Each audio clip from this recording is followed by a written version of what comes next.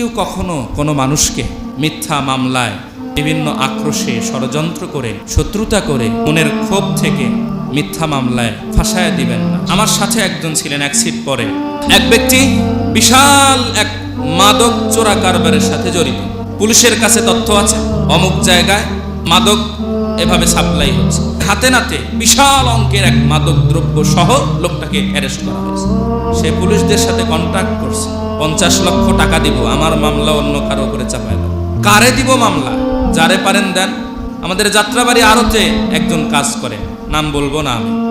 এই লোকটা যাত্রাবাড়ি কাজ শেষ করে সন্ধ্যায় বাড়িতে ফিরতেছে, মাত্র গাড়ি থেকে নামছে, ওই 50 লক্ষ টাকা তার কাছ থেকে নিয়ে তাকে ছেড়ে দিয়ে তার সেই বিশাল মাদকের মামলা তার ঘাড়ের উপরে চাপায় দিয়েছে। আজকে 3.5 বছর যাবৎ সে জেলখানার ভিতরে, 14 বছরের জেল হয়েছে। বলে হুজুর, ছোট্ট একটা মেয়ে রেখে আসছিলাম, মাত্র 3 মাস বয়স ছিল তার।